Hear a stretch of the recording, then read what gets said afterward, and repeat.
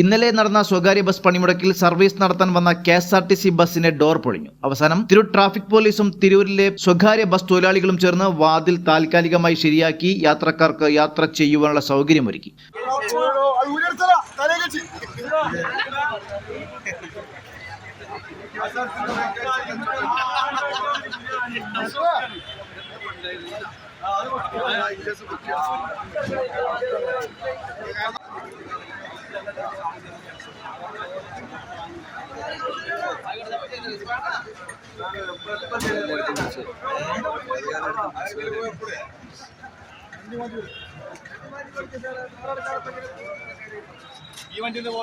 ഇന്നലെ നടന്ന സ്വകാര്യ ബസ് പണിമുടക്കിലാണ് തിരൂർ ബസ് സ്റ്റാൻഡിൽ സംഭവം ഉണ്ടായത്.